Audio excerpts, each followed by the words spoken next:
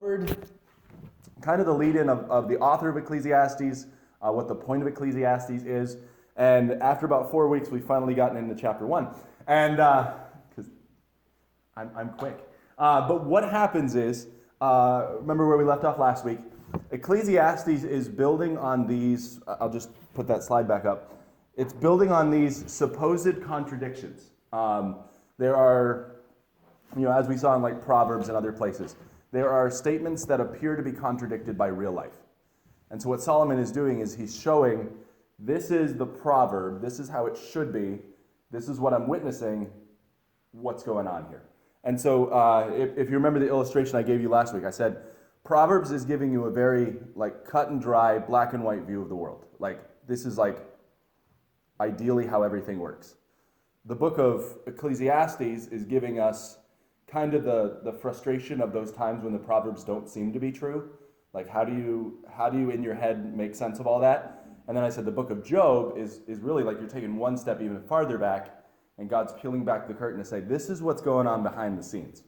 So the book of Job, if you did not know all the behind the scenes stuff, the book of Job has you looking at a man who is godly, who's living right, who's doing everything he can to pay attention to his children, make sure they're raised well, make sure they're living right. Like, this is the guy who Proverbs would look at and say, his children will be blessed, he'll be profitable. And at the start of Job, that's what it looks like. Everything seems blessed, everything seems amazing. But then suddenly something takes a dark turn, and all of that seems to be upended, and Job's friends come in with the knowledge of this is how life should work, and they start getting on Job's case. And really, a lot of his friends are saying, like, hey, God only judges those who are wicked. So Job, he's judging you, therefore, you must be wicked. And Job's like, I'm not. Like, I want to have my time in court with God. And so Job is trying to protest his innocence. And then at the very end of it, God kind of pulls back the curtain. I mean, he does that throughout for our sake. But God basically steps in and says, Job, I'm God. I can do what I want. Like, who are you to question me? And so he's kind of drawing attention to his sovereignty as God to do things that don't quite make sense to us. And so the book of Proverbs is very like, this is how it is. The book of Ecclesiastes, as we're pointing out, is this is how it is, but there's more to the story. And then Job is coming along saying, this is how it is, there's more to the story. However, it's not chaotic and random. It's God doing things behind the scenes. All right, does that illustration make sense? Like, okay. So as we look at that material, there are times where I warned you last time, and I've warned you a few times throughout this series of lessons. We've got to be very careful not to take specific verses out of context for Ecclesiastes. There's a whole chunk of Ecclesiastes where Solomon is doing stuff on purpose to say, we are going to pretend that there is nothing above the sun. So he specifically uses that illustration, that expression, under the sun. And all he's trying to do is say, let's pretend, for argument's sake, there is nothing above the sun. What's the point? And so I used the illustration with you guys. I said it's like saying, imagine you're praying and you know your prayers are just going to hit the ceiling and come back down. What's the point of praying? If there is no one above the ceiling, what's the point? And so as you read in Ecclesiastes, and Solomon keeps saying, under the sun, under the sun, under the sun, under the sun, what he's drawing attention to is this fact that if we assume there is nothing above the sun, then most things in life become pointless. Okay? So that's where if you can grasp the key words of Ecclesiastes, a lot of it will kind of shake out and make sense. If you don't grasp those key words, if you don't grasp the vanity, the vexation of spirit, the under the sun, then there's going to be a lot of stuff in here that you're like, I don't know whether I should take that or not. Because that seems really like dark. Like what? He's saying there's no point to life. That's crazy. How can he say that? This is the Bible. Yeah, but he's talking under the sun. Oh, okay. That clarifies it. So that's why I just said, be very, very careful that you don't just grab little verses out of context. You gotta kind of take this whole book or like little sections of the book. You can't just grab things. Okay?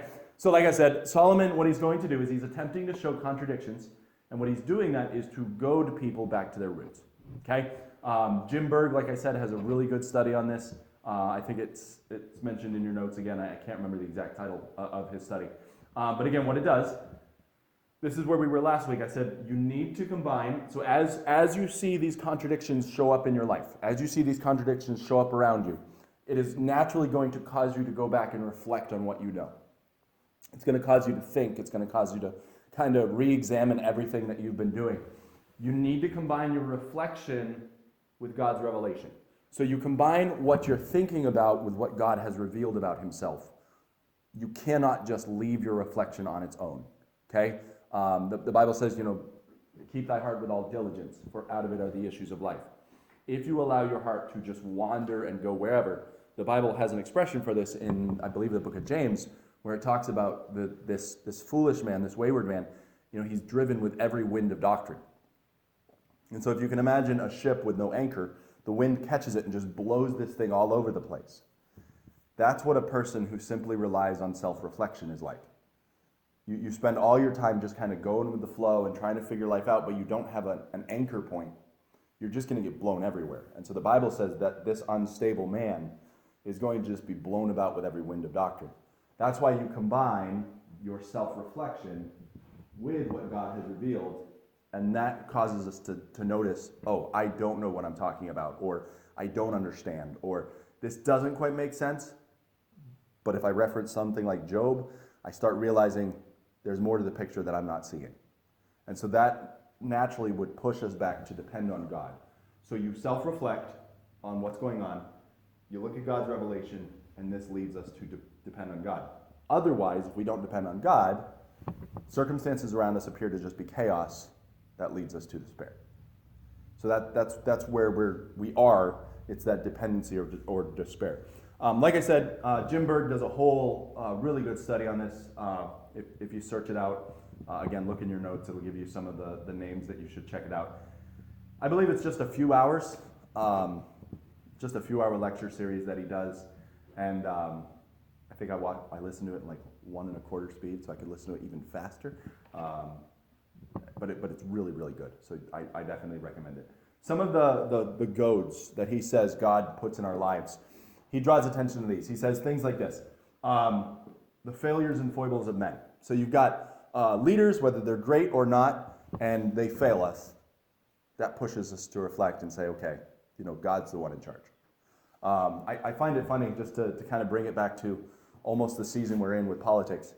Like every 4 years, we get really, really serious about the course of our country. Like every 4 years, we get really serious about like where things are going and what matters. And then like once the president's elected, we either settle into oh man, we're in for a terrible 4 years, or we settle in for we've got 4 years of reprieve. And it's like, that's not really how we should be living our life. We shouldn't be living like everything's fine, panic mode, everything's fine, panic mode. Like if it matters, it should matter all the time. And I know the feeling, like when your guy gets in, you're like, we're good. All right, good. Yeah, he won't do too much damage, But again, we understand, because we're in the political season, we understand the failures and foibles of men very well right now. But that stuff leads us to reflect, who should we be putting our trust in? Okay? The emptiness that comes from something that should be pleasurable. This is the idea of vanity, where Solomon is talking and he's like, you go through Ecclesiastes chapter 1, and he just lists off his achievements. He goes through, he says, we will...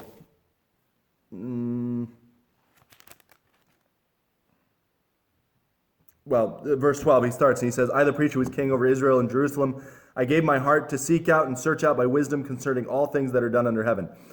The sore travail God has given the sons of men to be exercised therewith. I have seen all the works that are done under the sun, and behold, all is vanity and vexation of spirit. And so those are two of our key words. He says, that which is crooked cannot be made straight. That which is wanting cannot be numbered. I commune with my heart, saying, lo, I am come to great estate. So you think about all the wealth and all the property and all the possessions Solomon would have had. He said, I am come to great estate. I have gotten more wisdom than all they that have been before me in Jerusalem. And he's like, I'm wiser than anyone that came before me. I have more stuff than anyone that came before me. He says, yea, my heart had great experience of wisdom and knowledge. And so he's like, it's not just theoretical knowledge. Like, this is experience. This is stuff I know, and I've been there, and I've done that. This is him writing at the end of his life. And you think about someone who's been a ruler for maybe 40 years, he's writing this journal. I don't know how long Solomon reigned, I forget, but He's writing this long series of events, and he's saying, I've experienced all this. I know all of this stuff. But it's pretty much all vanity and vexation of spirit.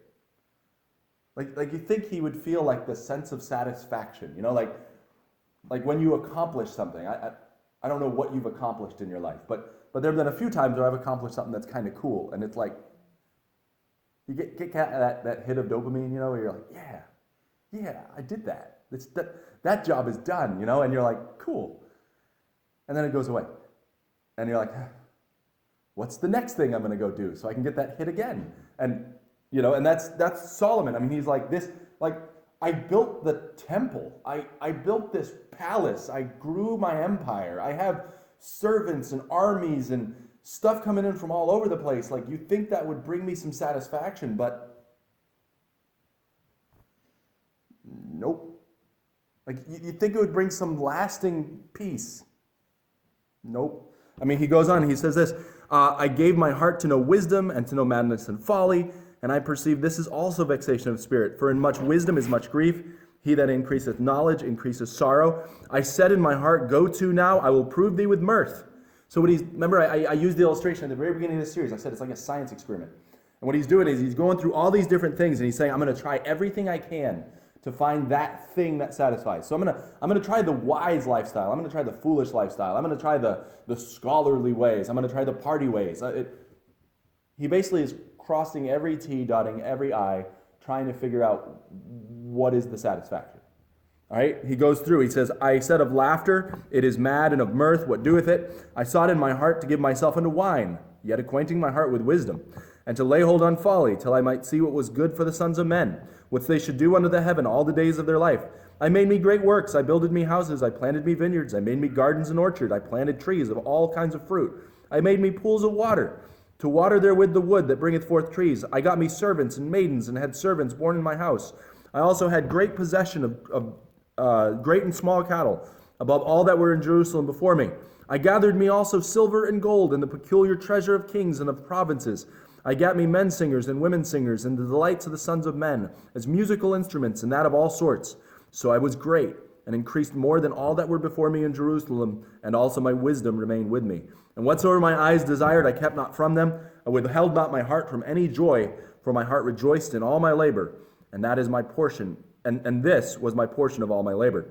And I looked upon all the works that my hands had wrought, and on the labor I had labored to do, and behold, all was vanity and vexation of spirit, and there was no profit under the sun. And so again, we see a few of our keywords show up. The word vanity, that idea of I reached out for it, I thought it would be there, but just like smoke, it vanished the moment I got to it. Vexation of spirit, it's just work that's just frustrating and irritating, and it's not bringing the results I thought it would. And then he said, and there's no profit under the sun. So if we take God out of the picture, if we take eternity out of the picture, there is no profit. It doesn't benefit me at all. And he'll draw attention to that later when he says, like, I am building up great wealth and I'm going to leave it to someone else. And they didn't earn it. It's just frustrating to me. And so that's what he's drawing attention to. He's saying, hey, these things should have been pleasurable, but they're not. Life is short. Life is boring. Great amounts of energy are used up for something that repeats later. And these are the themes that you're going to see developed as we go through Ecclesiastes. He keeps going and he says, here's just a few of the goads that Jim Berg would say. Pleasure doesn't satisfy. So we summarize all those points and we bring it down and we say, there is no ultimate satisfaction to pleasure. Now that's kind of funny because later on in Ecclesiastes, one of the points he's going to make is, you should still enjoy life. There's nothing wrong with enjoying life. In fact, he'll talk about like eat, drink, be merry, that type of stuff. Yes, there is no profit for it under the sun, but God has given us life. You might as well enjoy it. And so I know there's a lot of times where we actually feel bad about like, I don't feel like I should be enjoying life. I feel like there's something wrong with that. No, like it is entirely fine, entirely encouraged that, you know what, you have money, enjoy it, but also give it and be generous. If you have something that you enjoy doing, do it. Just don't let it rule your life. Like there's certain themes like this that play out, but ultimately we understand we don't live for that. That's a byproduct of living for God. There are things that we can say, I enjoy doing this, and I'm going to get pleasure out of it. but I'm not living for that. He also points out and he says folly doesn't work. We just saw that with what he was saying. He's like, I lived for folly. I lived for wisdom. I tried all of these things. It doesn't do what it's supposed to do. You think about a person who goes out and lives the party lifestyle, the satisfaction and pleasure they are hoping to accomplish with that, it doesn't work. That's not what they're for. Goad number 3, knowledge doesn't last.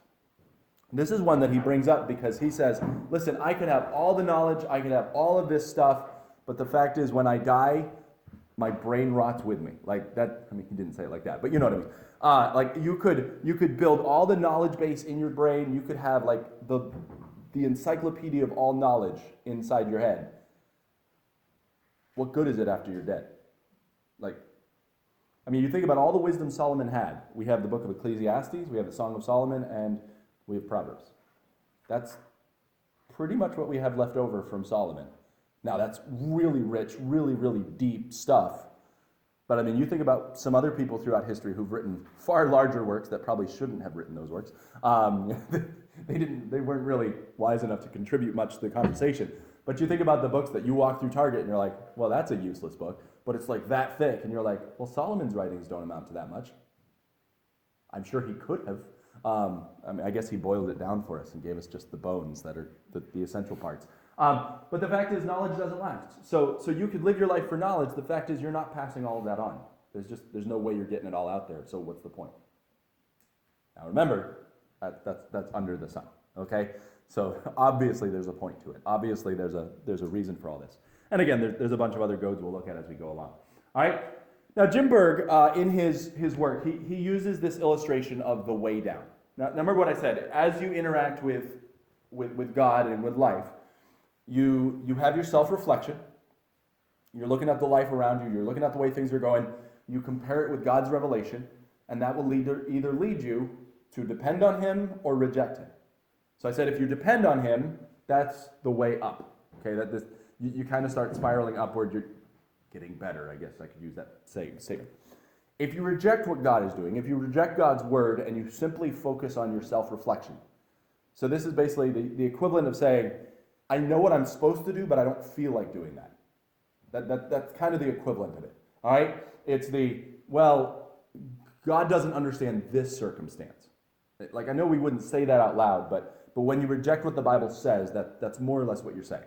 You're saying God doesn't understand this circumstance, and what that's going to do is that's going to lead you to what Jim Berg terms as the way down. So, how this approach? So let's say you're living for something that you think is going to satisfy. It doesn't satisfy. Okay? So you're living for something you think should satisfy, doesn't satisfy. What that's going to do is that's going to lead you to start reflecting on where you are in your life. Okay? It's like a crisis point of saying, all right, am I living for the wrong thing?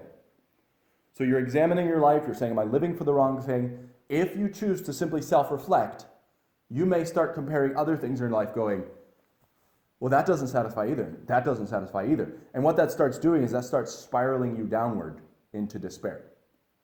Now, the ultimate end of that road of despair is something not so good, all right? But this is why you always have to anchor back to the Bible to say, okay, I'm pretending that this is all there is.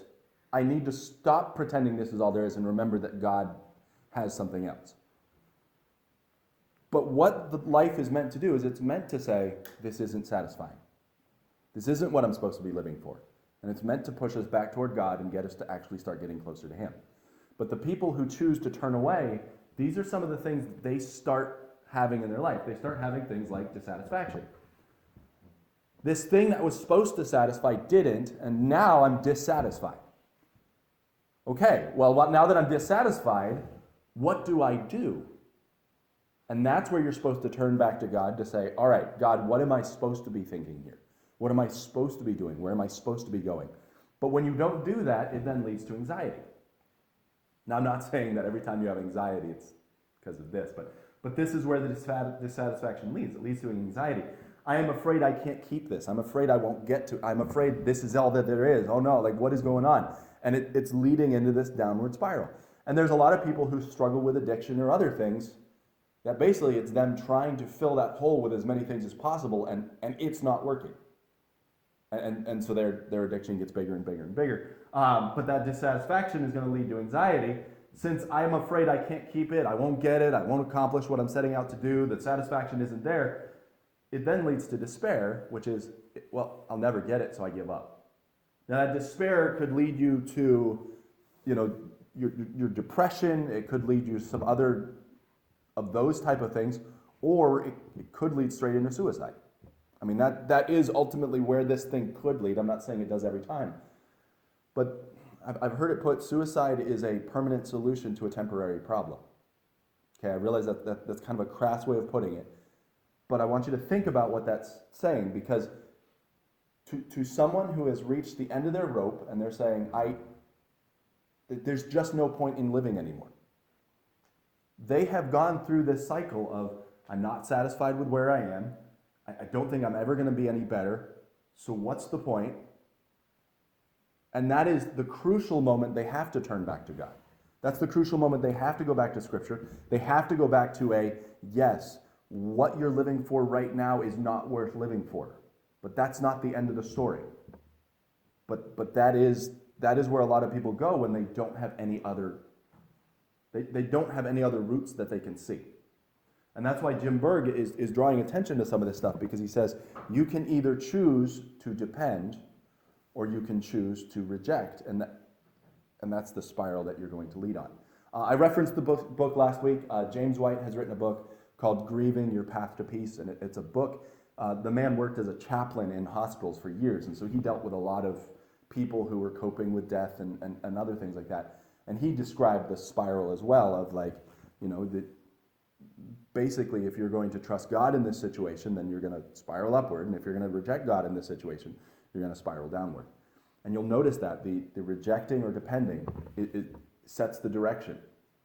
It's not saying it necessarily makes it completely easy to cope with, but that's going to set your trajectory. So there's a lot to it, but again, Ecclesiastes is going to deal a lot with death and eternity and all of that stuff. Okay, now Solomon's quest, what he's trying to do, to use some of these terms we just introduced, he is trying to solve the problem of anxiety and despair that comes from a dissatisfaction with life. So as Solomon approaches his writing in the book of Ecclesiastes, he understands that some of the things he's lived for in his life just bring anxiety, that's this vexation of spirit. Some of it is bringing that despair, that's the vanity and some of the vexation of spirit. And it's all coming around to say hey, what do you do with the things in life that don't satisfy? And so as he works, if we fail to understand this, we are going to sink into further despair. And so Solomon, as he goes throughout the book, he's going to give us little grounding points that we can grab onto to help change our thinking. Okay? Again, to reference Jim Berg's work, he calls these goads and nails. And he's referencing the end of Ecclesiastes, where he talks about the words of the wise are as goads, and as nails fastened by the masters of assemblies given from one shepherd. Remember that? We unpacked that a few weeks ago, but it's basically like, you want to talk about a mixed metaphor.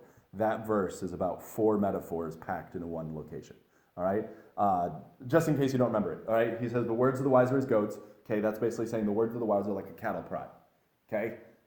You're stubborn, you're not doing what you're supposed to. The words of the wise come along and they just boink, just nail you really good. Okay? And then it says, and as nails, all right, so that nail is, think about it like either, to use our type of image, it's like a nail that you would hammer into the wall so you can hang something on it. Or you could imagine almost like a tent spike or something that you're going to anchor to. Okay?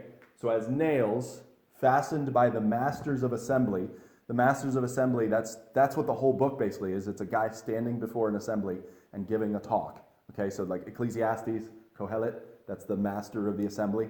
Okay? And so Solomon is talking to a group of people potentially. He's training them, and he's basically saying, remember the things I've taught you. And so the words of the wise are as goads, so it's poking you, and as nails fastened by the masters of assembly, given from one shepherd. And so that you kind of remember the source of all of this wisdom goes back to that one authoritative figure. In this case, it's Solomon, but I think it's interesting because he talks about the one shepherd.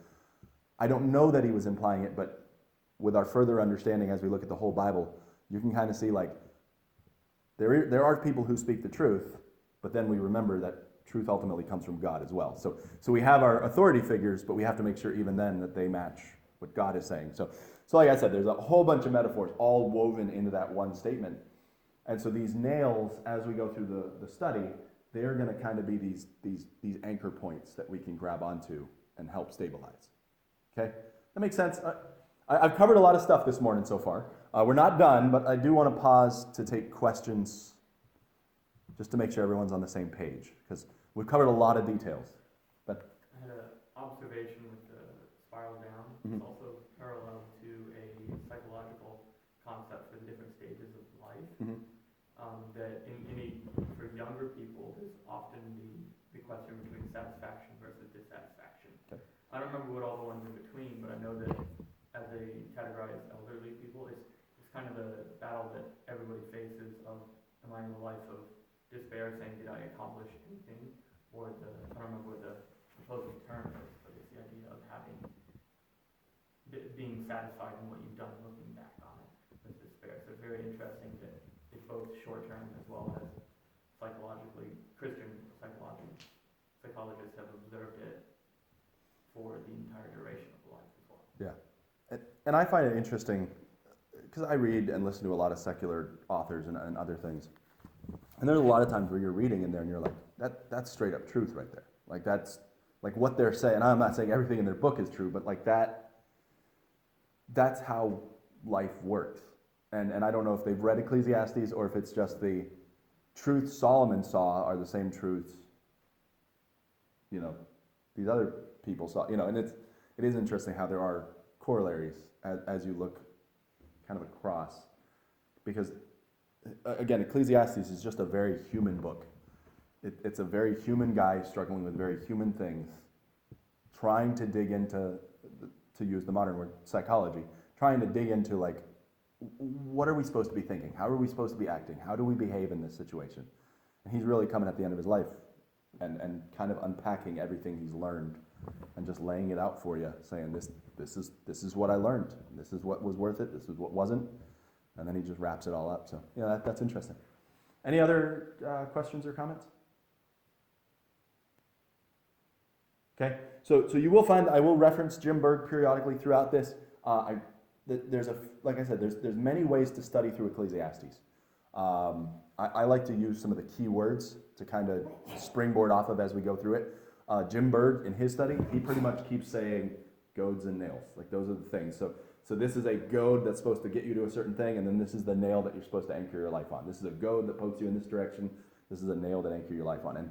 And so you'll see a lot of goads and nail talk in Jim Berg, and he won't focus on some of the other things that I do. But again, depending on who you're reading from, and depending on which direction you take the book, there's a whole lot of different ways to read it. But again, you got to take it in the context. You got to expand it out for all that. Okay. Now, as you interpret the book, Solomon is going to repeatedly appeal to the sovereignty of God. Okay, and that might be something we spend a whole lesson on. But as you deal with the sovereignty of God, you understand that God is the equivalent of a kingly ruler. He's in charge. He knows what's going on. He's controlling it. There's not a whole lot that you look at and go, oh, God missed that one, because he's got all the bases covered. I like to reference the beginning, end of Romans chapter 11, where it's of him and through him and to him are all things, to whom be glory forever. Amen. Earlier in that book, he references, I believe it's Isaiah, but he starts talking about, who has been his counselor, who has given to him and it's owed again. And he goes through all of these things, and it really is very similar talk to Isaiah, who basically says, God doesn't owe anyone anything. God's not indebted. He's not, he's not a guy who lacks wisdom, so he has to go get counsel from somebody. No, like God has all the wisdom, has all the possessions, has all the knowledge, has all the control. We know this about God.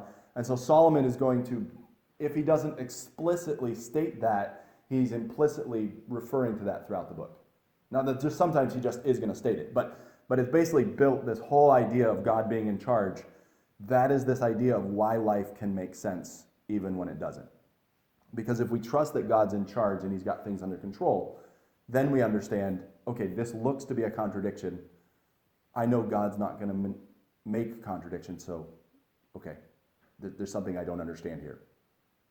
God's sovereign. He knows what he's doing. And I realize that sounds like, well, that sounds really dismissive. But really, if we serve a God who knows everything, if we serve a God who's in charge, then there are going to be things that God does behind the scenes. Again, maybe it's, I can't remember the chapter, but God's thoughts are not our thoughts. His ways are not our ways. You know, as the heaven is higher than the earth, so are my thoughts higher than your thoughts. I mean, that is what God lays out for us. And I use the illustration in my preaching a lot where I'm like, imagine trying to explain, you know, complex physics to a 2-year-old. Imagine explaining complex physics to a 10th grader.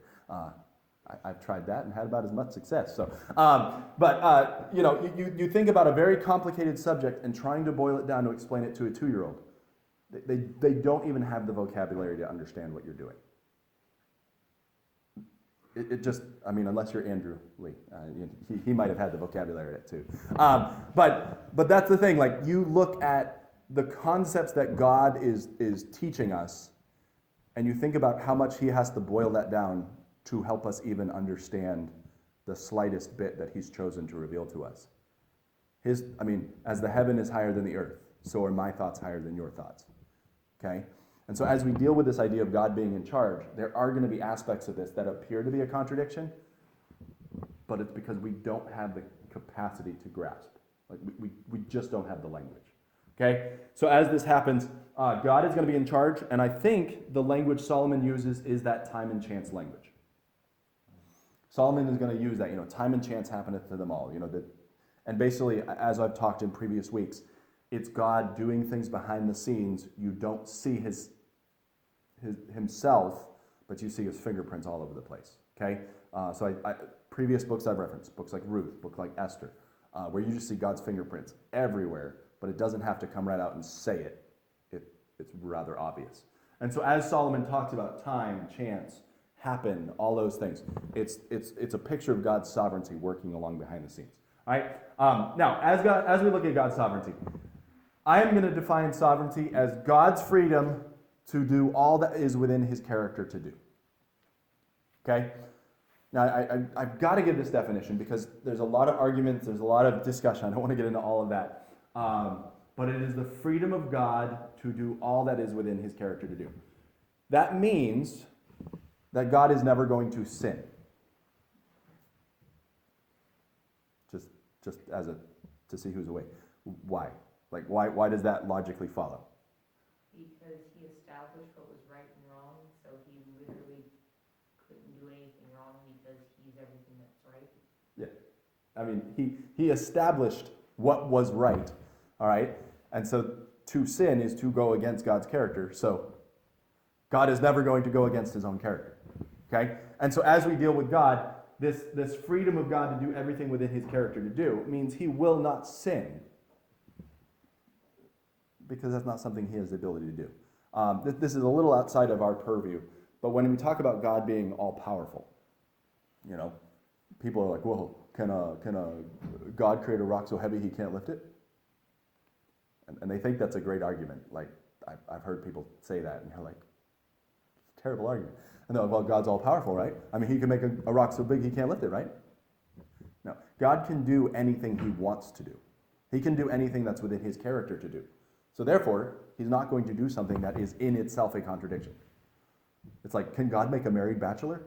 No, because those words actually have meaning. Like, that's how this is. You know, can he make a square with 3 sides?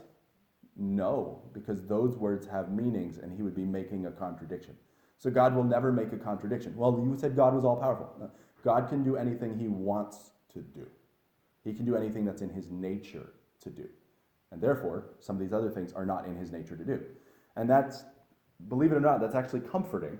You're like, wait, so you're telling me God not being able to make a 3-sided rectangle is comforting? Yes, because God is not the author of confusion. He's not an author of chaos. He likes things to be decent. He likes things to be in order. So even though your life may look like it's chaotic, to God, he's actually ordering things the way he wants them. That doesn't always feel comforting in the moment. But there is something to be said about God doing things behind the scenes. It looks messy, but it's actually not if you were looking from God's point of view. Just to prove this, think about God with Job. Think about the chaos and the disorder that appeared to be in Job's life. But think about all the good that has come out of that apparent chaos. One man had to go through something, but think about how many of us have been encouraged by the one man who had to go through a bit of chaos. And God wasn't like, ooh, ooh, ooh. No, he was like, I'm going to let this happen, and I'm going to let that happen, and I'm going to let that happen, and I'm going to let that happen, and I'm going to let that happen, and I'm going to write it all down for you. And there you go. That's a behind-the-scenes picture of what I'm doing. And it appears to be chaos. It appears to be like insanity. It appears to be a whole lot of contradictions. But what God's doing is he's saying, just so you understand, and this comes to the end of the book of Job, God doesn't defend himself at all. He just says, who's in charge? Who's in charge? And basically Job says, you don't need to say anything more. And God's like, all right, but I'm going to. Who's in charge of this? Who's in charge of this? Who did this? Who's in charge of that? Who set up that? Who did this? Job, who did this? Who did this? And at the end, Job's just like, I'm sorry. God never even explains and says, like, this was something completely different, Job. This was not a judge on your character. Like, he didn't say that to Job. We understand it because we see behind the scenes, but God's like, there was something I was doing. Just trust that I'm in charge and I know what I'm doing. Okay? So there you go. A little bit more with sovereignty. God's sovereignty will encompass entire nations. So as you look at all of these things God is doing, he's going to encompass entire nations. So Isaiah 10 would lay this out. He's encompassing rulers. That would be Romans 9. And he even encompasses some authority over individuals' hearts. So the heart of the king is in the Lord's hand. He turneth it, as rivers of waters. He turns it wherever he wills. And so God has that ability to be like, you know what? I'm going to choose to step in, and this leader's going to suddenly have the desire to do this. And I think that's really cool, because if you look in the Bible, even someone so anti-God as like Nebuchadnezzar, I mean, a dude setting up statues to himself, making people worship, and executing those who wouldn't worship him. I mean, you think some of our political leaders are arrogant. That is a level of arrogance beyond anything any of our leaders have done. All right? None of them have set up statues to themselves and said, if you don't bow, I'm going to throw you in a fiery pit. I mean, that's a level of arrogance. And you look at what happens.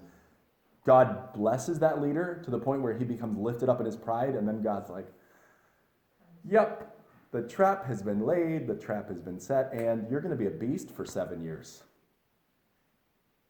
And then at the end of it, he's writing part of the Bible.